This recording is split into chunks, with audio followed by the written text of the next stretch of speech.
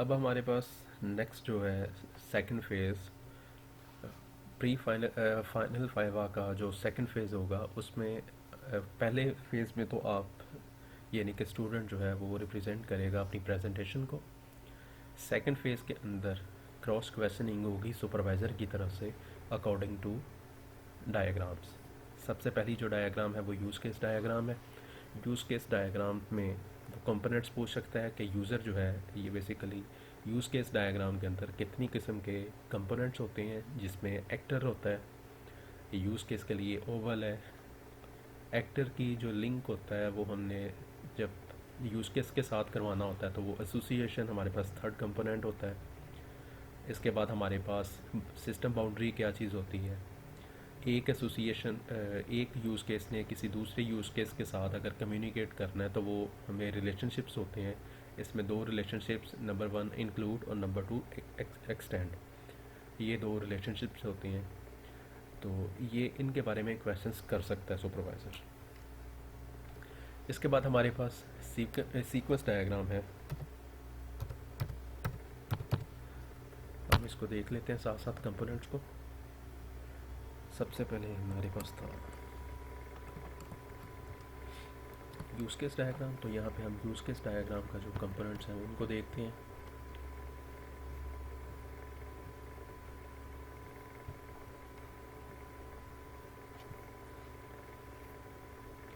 तो ये हमारे पास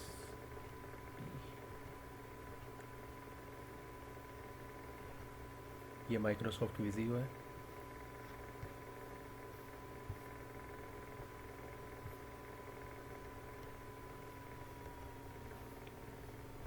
यूएमएल यूज़ केस डायग्राम, इसमें हमारे पास एक्टर, यूज़ केस के लिए ओवल,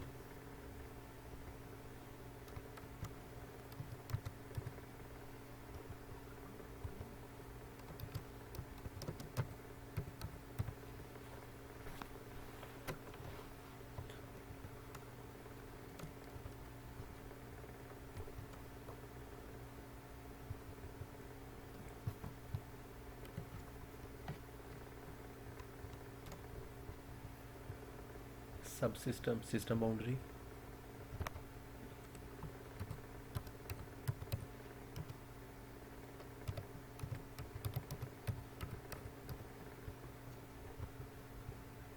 इसके अंदर आपने सारे के सारे जितने भी आपके पास यूज़ केस होते हैं वो आपने रखने होते हैं, क्योंकि सिस्टम बेसिकली इसके अंदर रिप्रेजेंट हो रहा होता है।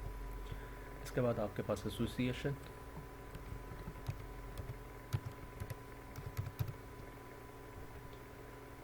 इसमें जनरलाइजेशन,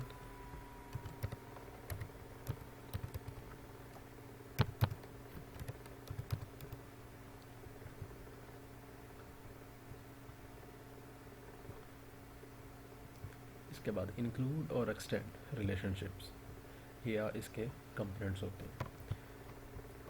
वापस हम प्रेजेंटेशन की तरफ चलते हैं। नेक्स्ट हमारे पास सीक्वेंस डायग्राम है, तो सीक्वेंस डायग्राम के जो कंपोनेंट्स हैं वो देख लेते हैं।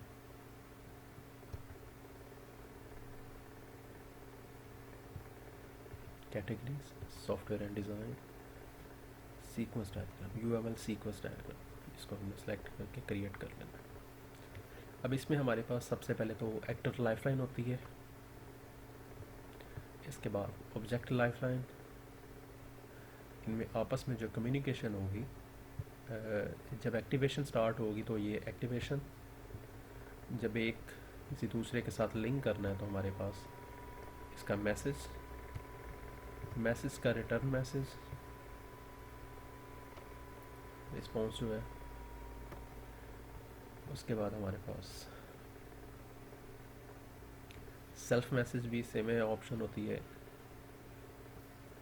और इसके बाद हमारे पास सिंक्रोनाइज मैसेज, ये आप डिस्क्रिप्शन में दिए गए लिंक से आप ये सारे कंपोनेंट्स की डिटेल्स को भी देख सकते हैं।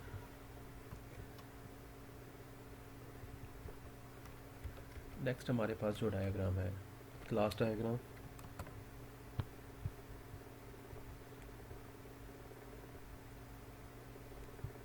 Categories, software database, UML class diagram. इसमें हमारे पास क्लास,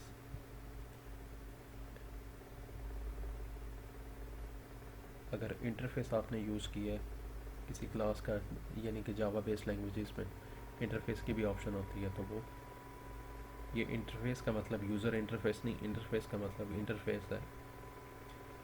इसमें नेक्स्ट इनहेरिटेंस अगर यूज़ की है, इंटरफेस रियलाइज्ड, एसोसिएशन एक क्लास का दूसरे के साथ जो है डायरेक्ट एसोसिएशन,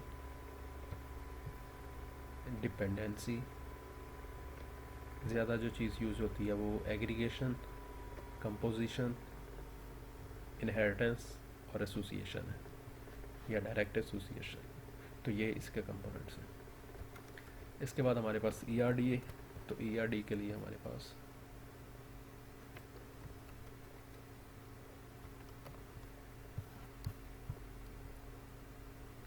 न्यू चैन डेटाबेस नोटेशन।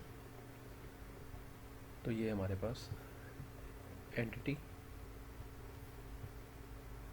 इनमें रिलेशनशिप, जो कि अगर रिप्रेजेंट करना हो तो ये इस तरह से भी किया जा सकता है। और नेक्स्ट कोई ये और एंटिटी, इनमें एट्रीब्यूट्स, और इसमें फिर कनेक्टर। तो ये हमारे पास इस तरह से रिप्रेजेंट होता है।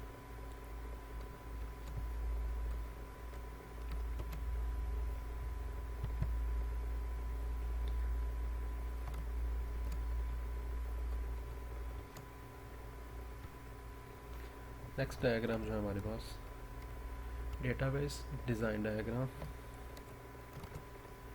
तो इसके लिए हमारे पास categories, software and database design. अब अगर हमें ERD बनानी है तो चैन डेटाबेस नोटेशन, और अगर हमें डेटाबेस डिज़ाइन डायग्राम बनानी है तो उसके लिए हमारे पास ऑप्शन होती है क्रॉस फुट डेटाबेस नोटेशन।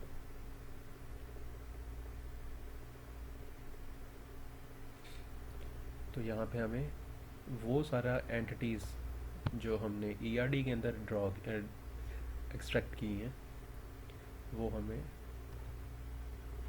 यहाँ पे रिप्रेजेंट करनी होती हैं टेबुलर फॉर्म में। जितने प्राइमरी की यहाँ पे डिस्प्ले होगी, और बाकी जितने भी एट्रीब्यूट्स हैं वो हम राइट क्लिक करके यहाँ से और ऐड कर सकते हैं। तो ये सारी एंटिटीज़ इस तरह से हमारे पास, ये प्राइमरी की हमें इस तरह से ऐड करनी होती है, प्राइमरी की सेपरेटर, और इसमें ऐसे रिलेशनशिप जो है वो हमें ऐड करने होते हैं किसी और एंटिटी के साथ। और अगर हम इस पे थोड़ा सा इसको जूम करें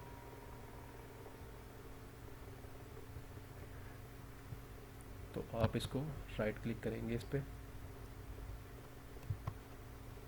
शो मल्टीप्लिसिटी, तो आप यहाँ पे 1 to 1, मैनी टू मैनी वो भी रिप्रेजेंट कर सकते हैं। बाकी जो है वो आप उसको रिमूव कर देंगे।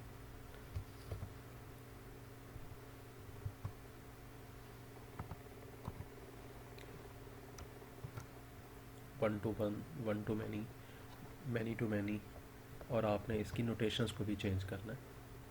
तो वो स्टार्ट 1 to 1, 1 or more, और इसका एंड सिंबल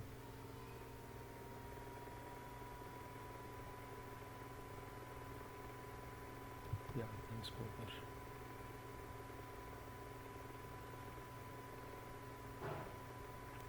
अगर आप इसको 1 to 1 कर देंगे तो वो उसके अकॉर्डिंग 1 to 1 हो जाएगा, मैनी टू मैनी तो उसके अकॉर्डिंग।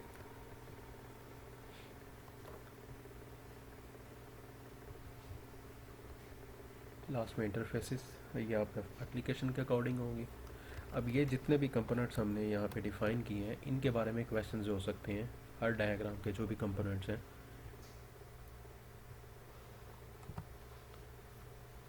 कि ये किस तरह से इम्प्लीमेंट होंगी।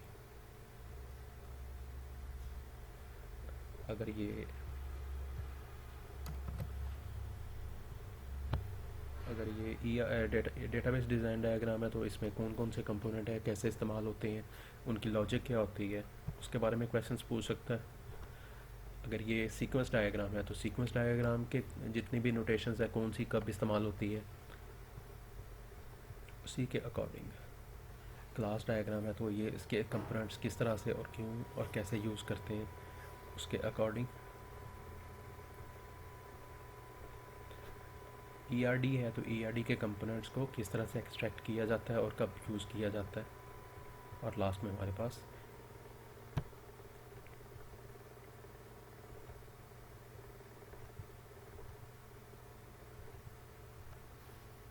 यूज़ केस के जो कंपोनेंट्स हैं, तो इनके बारे में जो प्री फाइनल वाइवा जो फाइनल वाइवा का सेकंड फेज़ होगा, यानी कि सेकंड जो पोर्शन होता है, उसके बारे में 3 क्वेश्चन हो सकते हैं या 2 क्वेश्चन हो सकते हैं। ये सुपरवाइज़र पे डिपेंड कर रहा होता है कि वो हर एक डायग्राम के बारे में क्वेश्चंस करे या किसी एक स्पेसिफिक डायग्राम को कह दे। आफ्टर द प्रेजेंटेशन वो कह सकता है कि आप फलां डायग्राम ओपन करें तो फिर आपने उस स्लाइड पे जाके रुक जाना है। सुपरवाइज़र उसके अकॉर्डिंग क्वेश्चंस करेगा, आपने उसको आंसर करना है, देन वो सेकंड स्लाइड यानी कि सेकंड डायग्राम की तरफ जाएगा।